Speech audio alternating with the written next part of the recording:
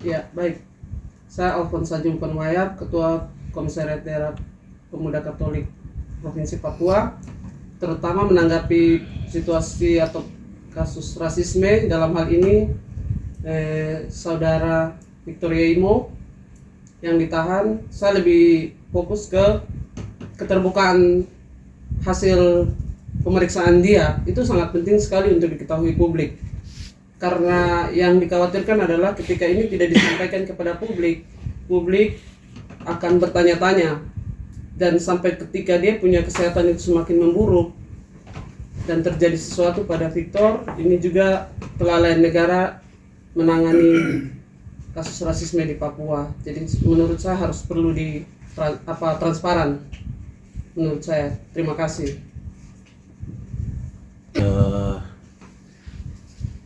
Kami Forum Persatuan Pemuda Gereja di Tanah Papua, peristiwa yang terjadi pada hari Senin, Bapak Ketua Sinode Kingmi Dr. Beni Giai menuju ke kantor DPRP Papua dihadang oleh TNI Polri. Kami pemuda gereja sangat kecewa dengan tindakan yang terjadi di depan kantor DPR Provinsi Papua. Itu tidak etis, dan untuk ke depan jaga etika untuk datang, kalau boleh itu bisa izinkan, karena di kantor DPRP itu rumah kita bersama.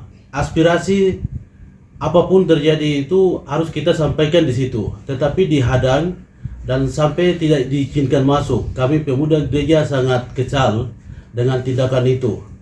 Dan tanggal 16 adalah hari rasisme. Bapak datang bagaimana untuk doa dan mengusulkan hari rasisme itu harus DPR mengesahkan, tetapi bisa ditolak.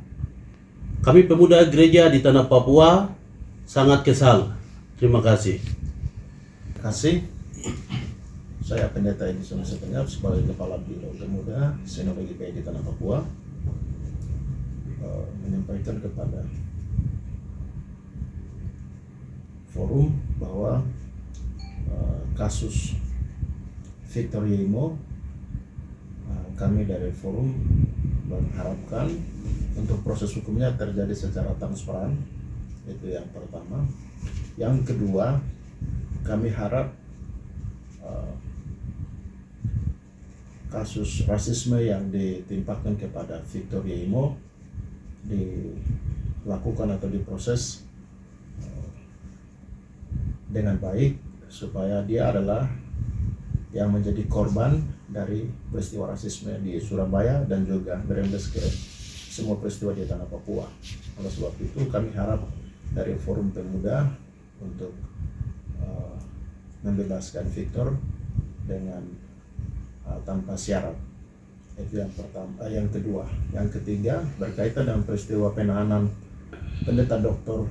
Beni Giai di gedung DPR kemarin. Kami harap juga dia adalah tokoh gereja dan juga salah satu ketua sinode, sehingga itu merupakan tidak etis.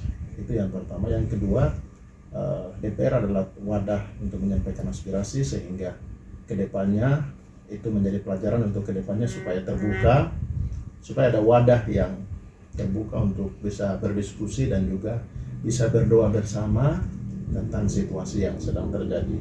Sebenarnya di Tanah Papua ini kan kita mayoritas Kristen, tapi mayoritas dari sisi kertas saja, tapi faktanya kita menjadi minoritas di atas tanah ini sebenarnya.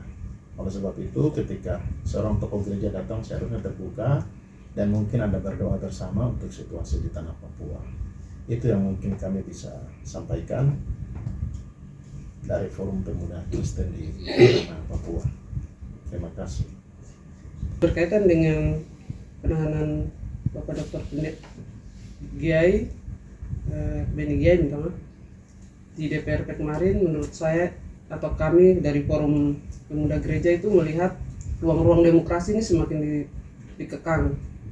Padahal orang harus diberikan kebebasan untuk berdoa, berpendapat di muka umum dan lain sebagainya. Dan juga menurut kami ini surat yang sudah diberikan kepada pihak kepolisian dalam hal ini di Polda, ditanggapinya dengan membalas surat di depan jalan, dan itu sangat tidak etis sekali. Sebenarnya pihak kepolisian itu menunjukkan sikap etika yang baik, membalas surat pun harus ke kantor sini, bukan di jalan-jalan. Itu menunjukkan sikap yang tidak etis juga. Sehingga kami berharap kedepannya itu tidak terjadi lagi seperti ini. Karena dengan begitu atau dengan demikian, negara menunjukkan bahwa orang Papua itu mau buat sesuatu selalu dibatasi-batasi. Padahal kita ini bagian dari negara ini juga toh. Nah, kalau merasa seperti itu, untuk kedepannya bukan hanya Bapak Pendeta Dr. Pendeta Beni Gyai, tetapi yang lain-lainnya, tolong untuk diberikan ruang seperti itu. Terima kasih.